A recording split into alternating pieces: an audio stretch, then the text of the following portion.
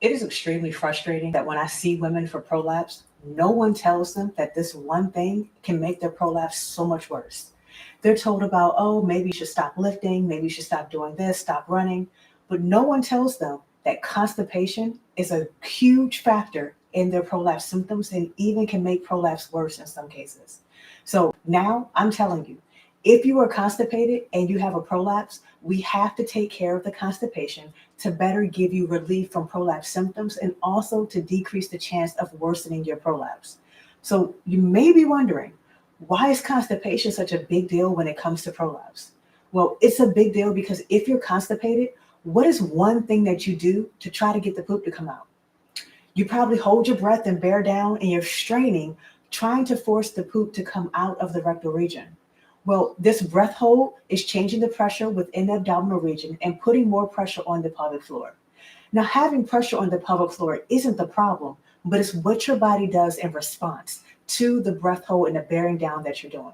And a lot of times, as you're bearing down because you're also holding your breath, your pelvic floor is trying to tighten up. Now, if it's trying to tighten up and you're bearing down on it, that's putting extra stress and strain on the pelvic floor muscles and ligaments. So you want to make sure that you're relaxed when you're trying to have a bowel movement, that you're not straining. And that may sound easier said than done, but there are different things that you can do to try to help promote the ability to relax. And we'll get to that in just a moment. In addition to you causing more stress and strain on the pelvic floor, you have to realize that after that occurs for a number of times, what happens to those structures? Well, if you put anything under constant stress that is not prepared for, it's going to become weaker, including the pelvic floor muscles and ligaments. So the best thing that you can do is learn how to properly poop. Now, first, before we talk about properly pooping, let's define what constipation is because a lot of people are constipated and have no idea. I've seen a lot of women where they tell me, oh, well, my bowel movements have been infrequent for most of my life. That isn't normal. Just because it's been happening for most of your life does not make it normal. Ideally, you should have a bowel movement every day. And got it, that may be extreme for some people, but most days of the week, at least 5 days a week, you should have a bowel movement. So 5 days or more, you should be having a bowel movement and you should not be straining. So when you're sitting on the toilet, you should not have to force or push anything out. You should more so be able to breathe and relax and allow for the pelvic floor to open up and allow for the stool to be expelled. But if that's not able to happen, we need to figure out what is going on. And a lot of times it's because you've trained your body to push. And sometimes this training can happen early on when we're first potty trained and we never know. Because let's be honest, if we went poop in the potty, no one really cared about how we did it as long as we did it. But now I'm telling you that you should care. So as an adult, if you were pooping as a child, stop. If you're someone who has a child and who was straining as they poop, I should say more so, if there's someone you're pooping and you're straining, you want to make sure that you're not straining. So we rephrase that and fix that. If you were an adult and you were pooping and straining to poop as a child, make sure you're stopping now. If you're an adult who is straining and also has a child who's straining, now you know how to do better for your child as well, because this can lead to issues in the future. So we should not be straining when we go to poop. You also want to make sure that you're in a good position. So when you're on the toilet and you're pooping, you want to make sure that you have the knees slightly elevated a little bit higher than the hips, and even bring the knees out to the side. So if you need to lean forward, you can lean forward a bit. A good way to get into this position is to use a squatty potty.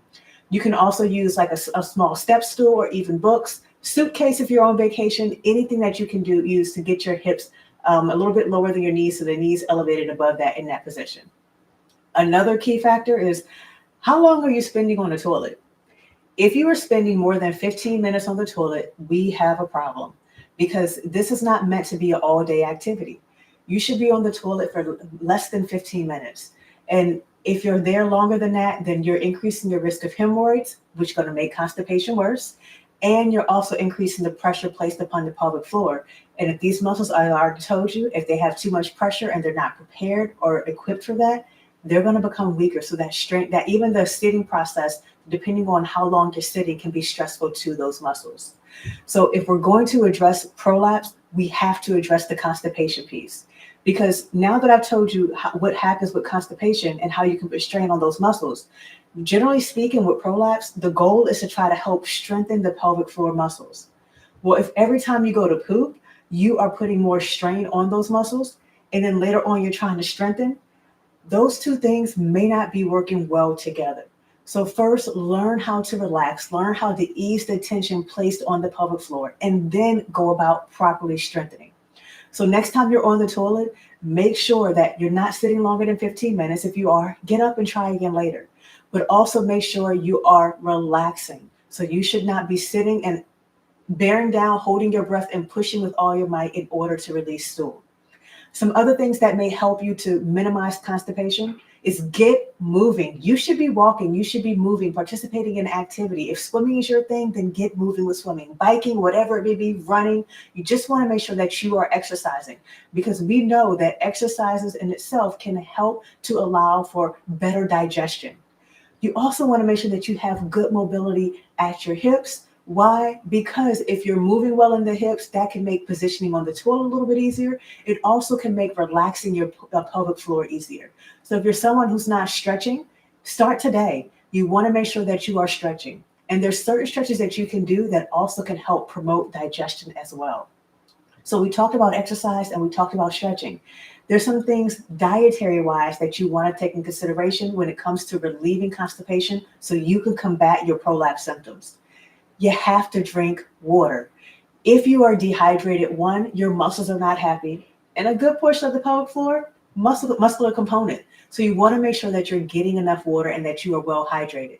But if you're dehydrated because you haven't gotten enough water, you're probably going to be constipated. You're probably going to end up with stool that is harder, looking more clumpy or even like pellet-like, and that is harder to move through the digestive tract.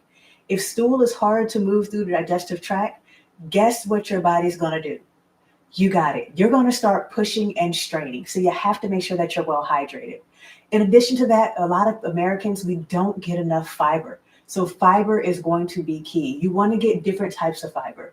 I'm not going to get into the breakdown of soluble versus insoluble. The most important thing is you want to get fiber from your food. So yes, there are times when taking a fiber supplement can be beneficial, but if you can get it from your food, that's even better. And the best way to diversify the amount of fiber that you get is to eat different plants, eat different whole grains, not the refined processed grains, but whole grains. So with the plants, you can also eat fruits and vegetables included in that plant group. So that way, you know your body is getting enough. Now, when people tell me they have a plant-based diet, that doesn't always mean that they have the healthiest diet. So I'm going to make sure I emphasize that you want to get whole-based foods. Avoiding the processed foods can be key, but I also know it can be challenging. So make sure that you are at least trying to eat things that you grow straight off the ground, washing them, buying them at the grocery store, wherever you need to do. That way you can get the fiber that you need, okay? So getting that from your food. Now, if that fails and you're not able to get enough from your food, then yes, talking with your provider to see if a fiber supplement is appropriate. But before you jump straight to that, I encourage you to record what you're eating on a daily basis, because you may be surprised. You might think you're getting enough fiber, but most people are nowhere near where they should be for their fiber intake.